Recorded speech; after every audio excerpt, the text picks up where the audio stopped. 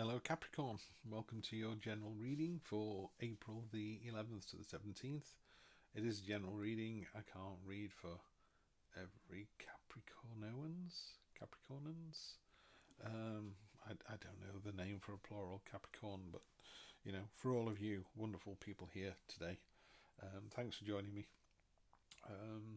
Yeah, do check out this reading. And again, I'm fortunate. I'm Libra, so I only have to go to one reading.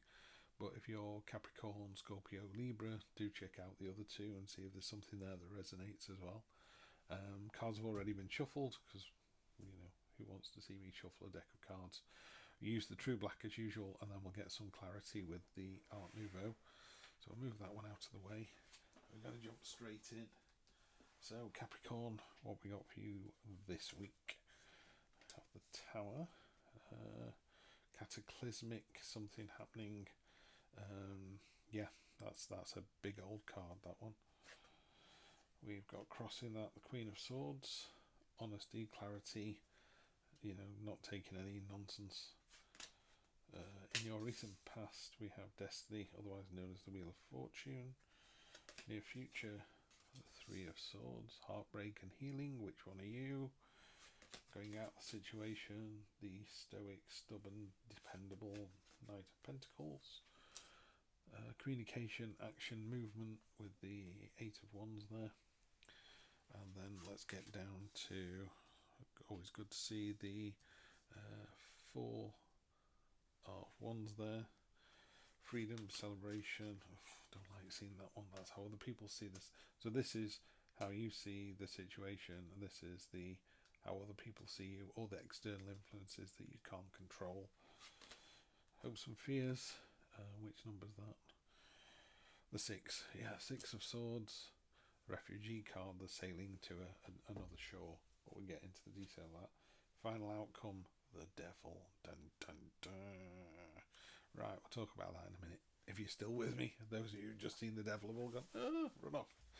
Energy on the bottom. Fantastic. The Sun. Best card in the deck. So whatever this reading is to you, it gets softened, improved, helped by the Sun. It brightens all the other cards in the deck. It's a really, really good card to get, the best card in the deck. So people tell me. I like a couple of others, but what am I to say? So I'm just going to put her there just to remind us that she is there or thereabouts to help us on this reading. So the Tower in a more traditional read is an actual tower that's sort of been struck by lightning and is falling down. This one tends to be a bit more, a statue, a nameless person. So this is basically crumbling. I mean, what it does warn us of is that orb that he's holding in his hands, although cracked, is still whole. So the situation's not irredeemable, but it's very much a real cathartic change. Something's really kicked off or is going to kick off this week.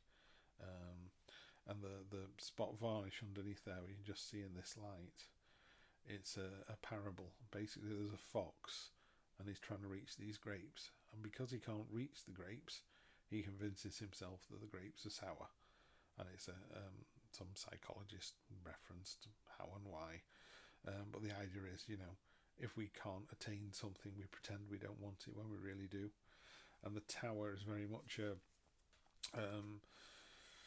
a chance to kind of rethink what's working for you and what isn't working for you. But initially it's a real cathartic kind of, it comes out of left field and blindsides you a little bit.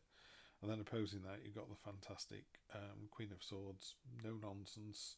It's all about clarity and purpose with her. She's got a crown of swords because she knows that swords are, the sword element in the tarot is all about the sort of intellect, intelligence, truth, candor, clarity, karma. And she'd even got a sword that actually goes through a hand there. So, I think people who handle swords eventually get cut on a sword, and that's what it's reminding us of there. But in this particular reading, you've got the real sort of explosion of the tarot. Something's happened or going to happen this week, and you just need to see the truth of it all and make sure that it's it is what it says it is. In the recent past, you've had destiny. In this particular deck, and I'm going to read it from this deck. This is about the strands of fate. There's this weird alien creature, and he's lording over our world. He's got a prism pointing up and pointing down. As above, so below, conscious, subconscious, heaven and earth, whatever you want to do. But tarot is, if it's nothing else, it's all about balance. Finding the balance in your health.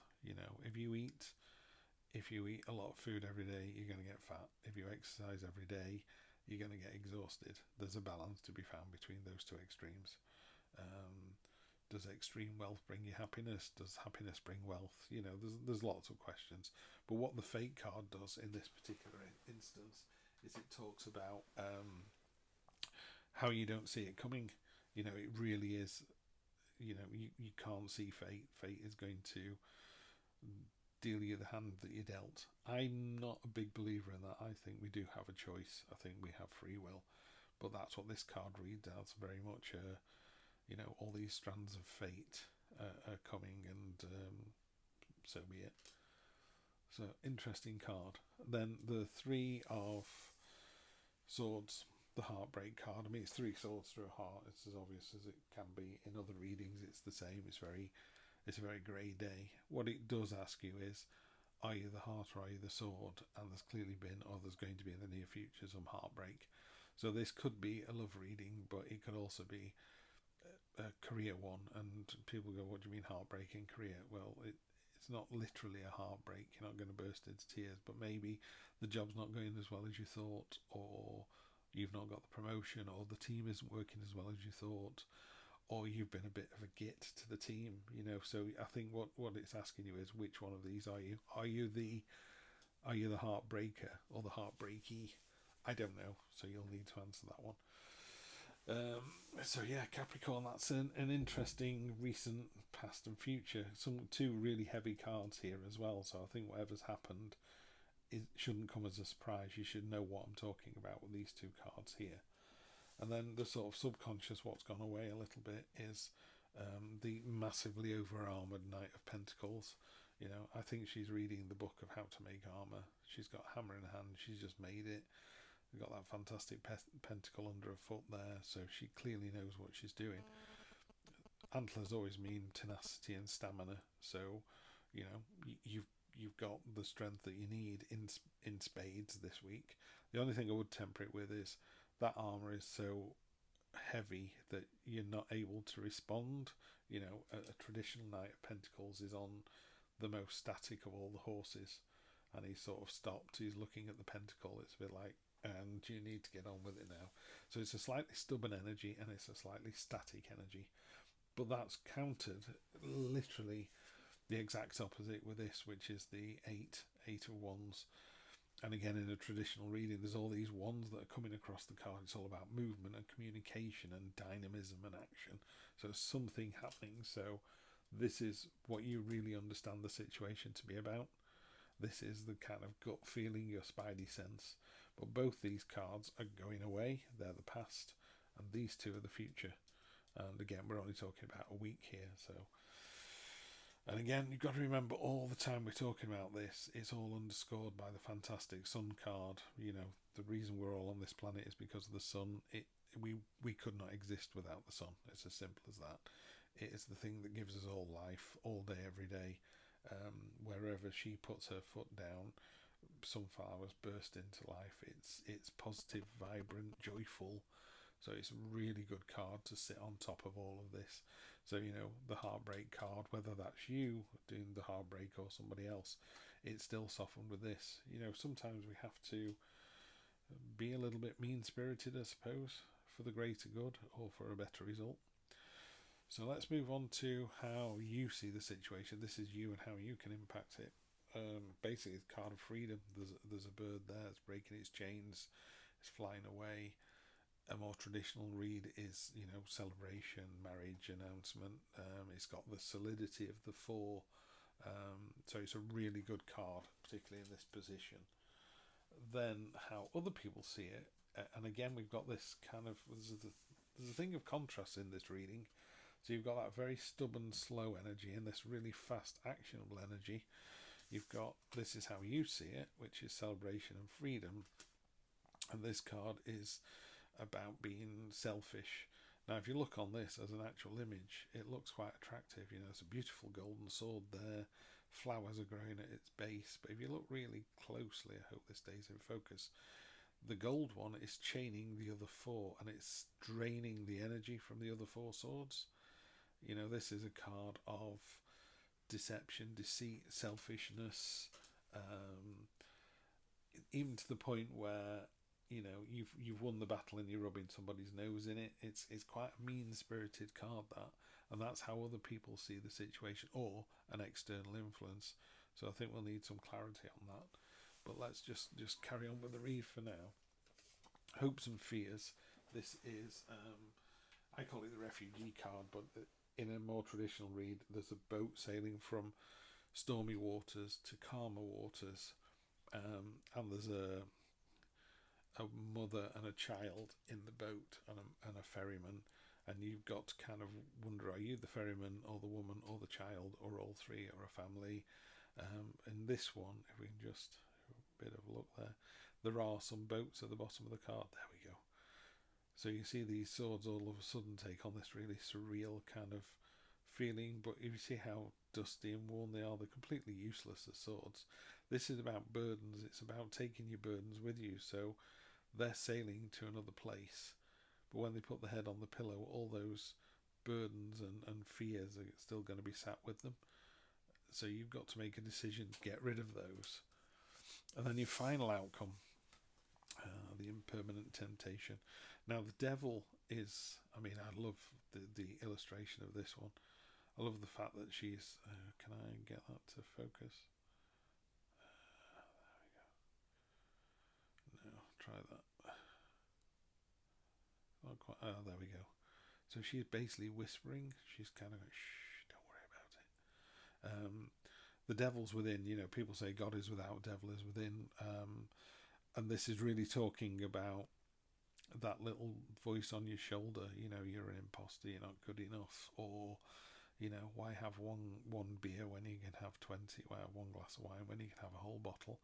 Why have one cake when you can have all 20 donuts?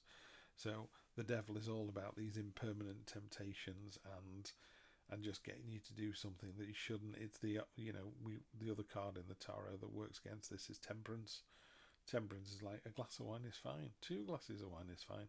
If you're drinking a bottle every night, then there's a reason why you're doing it. It's not a good reason.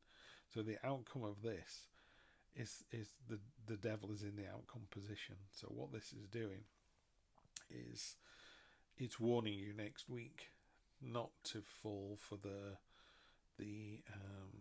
impermanent pleasures. You know, the quick hit. You've got to think of this. This is a long-term thing that we're living in. You know, this journey that we're on, it lasts decades, not weeks. So I'll be really, really careful of that energy next week coming up, particularly as you've got some fantastic, really positive cards. I mean, there's clearly something very cathartic that's gone on here. And this sort of stoic energy. The redeeming feature is incidentally the sun card, because the sun warms all this up. But you've got this sort of action to heartbreak or heartbreaky. I like I say, I don't know which one you are. And then it comes down to the 4, which is freedom. And then it gets a little bit closed in again up here with the 5 and the 5, the 6, and the devil. So let's just clarify these. Okay, you've got the world, so it's definitely the end of something. The tower talks about the end of something, and this is the fool's journey ends at this card. You know, he comes to the end of his journey, and effectively he goes through this portal. And what happens is it's literally like being in a video game. You know, we live in levels in a game and experience points. So it'll either go, try again, or it'll go, congratulations, level up, you're on to level 2. So the fool would then go and have another round of experiences where he would meet the devil and the lovers and the Hierophant and the Empress, you know, and the Emperor and the High Priestess, the Magician. He would meet all these people and have all these adventures again. So you're coming to the end of next week. Something big's going to happen. It's going to be the end of a chapter. It's not like a job loss or anything like that. It just means it's the end of a chapter. Doubling down with the sun. So you've got the sun twice here. That's the universe going, I told you so. Yeah, great. Just a great, great card. All the confidence, all the ability, all the skill that you need, you have in abundance next week. So that, you know, sun and sun twice. It doesn't get any better than that. And okay, you've got the heartbreak card again. So you've got this twice. So it is definitely asking you, are you the person causing heartbreak, which is a horrible devil kind of thing and the horrible five kind of thing, yeah? Or are you suffering at the hands of someone else? Now, if you're causing that, I would say be really, really careful, because karma is a real thing and you should have a very good reason for doing something like that. So I think long and hard. I'm not saying you shouldn't do it. You know, a really simple example would be someone's dating someone and they're married. People go, oh, you know, you've split up the family, you've split up the children, you've caused a lot of trouble. But if you're still with that person 20, 30, 40, 50 years later, that was your soulmate and you should be with them. If you're doing it because it's, you know, a bit of fun and you don't really care, then that's what this is. That's your devil, your five and your three. Yeah, so just be really, really careful. You've got lots of great energy in the sun. You've got all you need. But I always think with a tarot read, there are 10 cards here plus these three, 14 cards in total. Which of these cards are you going to kind of carry in your heart this week? Are you going to carry the five and the devil, or are you going to carry the sun, the world, maybe not the tower, the sun, the world, and the four? Yeah, I would probably do that. This week I would keep thinking of the sun. If you get 5 minutes, I would go online and just read up about the sun card and the world card, and I would have those as your messages this week. I'd be really, really careful of not sinking into this. So Capricorn, some heavy energy here. I know you're going to get through it because you've got two suns there that'll let you through it quite easily. And it sounds like you've been through the ringer, because we've got the tower and the destiny card. So there are a couple of big hitters in there as well. So I fully understand that it's going to be a big old week for you, but I think you can be the better person and you should be the better person, and you can do it with the sun and the world. Have a fantastic week, and I will see you next Sunday and we'll start all over again. Take care.